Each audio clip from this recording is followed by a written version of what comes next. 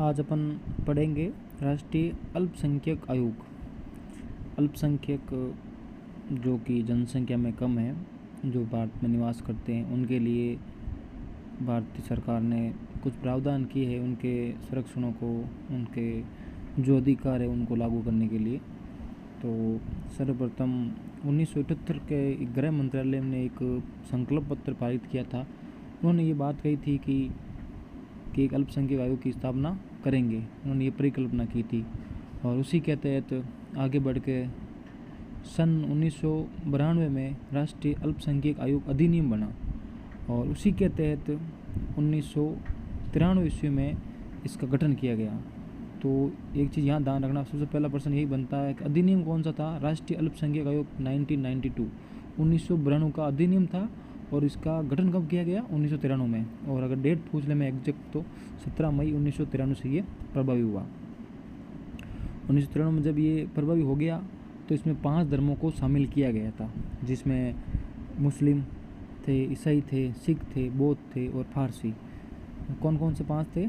5 धर्म थे 1993 के अंदर, मुस्लिम, ईसाई, सिख, बौद्ध और फारसी इसमें थे। आप सोचेंगे कि जैन धर्म भी तो है, तो ये बाद में जब काफ़ी टाइम बाद ये चर्चा चली कि भाई जैन धर्म राजस्थान में, इंडिया में कहीं देखें धीरे धीरे निवास करने लगा और था काफ़ी जनसंख्या में, फिर बातें उठी तो फिर 2014 के अंदर जैन धर्म को भी शामिल कर लिया गया। वर्तमान में इसके अंदर 6 धर्म हैं, मुस्लिम, ईसाई, सिख, बौद्ध और फारसी। और जैन कब ऐड हुआ? 2014 के अंदर। अब इसमें सदस्य संख्या की देख लेते हैं अपन।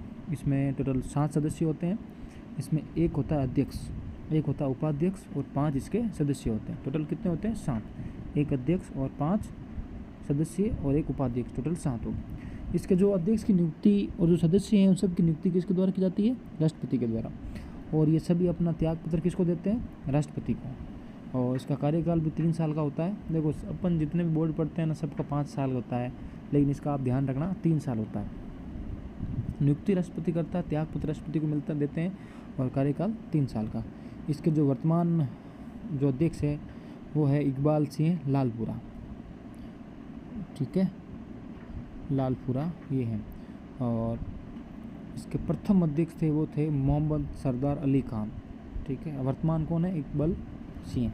इसमें ऐसा नहीं है कि ये इसी धर्म के होंगे, ऐसा कोई ज़रूरी नहीं है।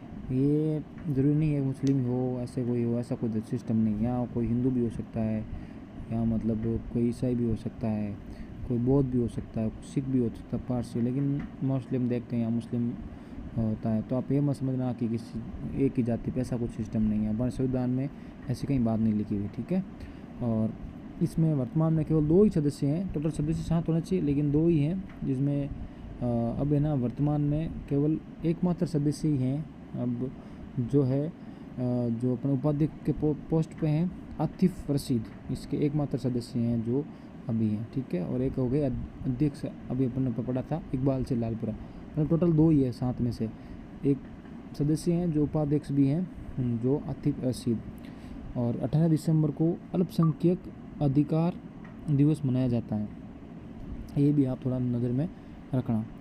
और अब मैं जब काफ़ी टाइम बढ़ा तो ऐसा भी हुआ भाई, जैसे कुछ भाषाएं हैं, जैसे जाति को तो सरकार ने बना दिया बोर्ड और संरक्षण दे दिया, तो जाति भी होती है जिनको भाई जो भाषा अल्पसंख्यक बोली जाती है, तो उनको भी कुछ अधिकार चाहिए था। तो इसके लिए 7वां संविधान संशोधन 1956 में जो हुआ था, उसके अनुच्छेद 350 बी जोड़ा गया। उसमें 350 में बी एक जोड़ा गया, जिसमें ये प्रावधान किया गया कि राष्ट्रपति द्वारा भाषाई अल्पसंख्यकों के लिए विशेष अधिकारी की नियुक्ति करेंगे। तो पहले धर्म के लिए था, फिर जब ऐसी बात आई कि धर्म के साथ साथ भाई भाषा को भी संरक्षण देना चाहिए, तो भाषा के लिए भी किया। तो कब जुड़ा इसमें भाषा के लिए, अल्पसंख्यकों के लिए? 7वें संविधान जो कि सबको पता है 1956 में हुआ था। इसमें अनुच्छेद 50 बी, जिसमें ये जोड़ा गया कि भाई इसके लिए राष्ट्रपति द्वारा एक भाषाई अधिकारी की नियुक्ति की जाएगी। थैंक यू, धन्यवाद। और ऐसे ही कंटेंट के लिए हमें फॉलो कीजिए। ये हमारा छोटा सा प्रयास है, धीरे धीरे हम भी अच्छा ही करेंगे। Thank you.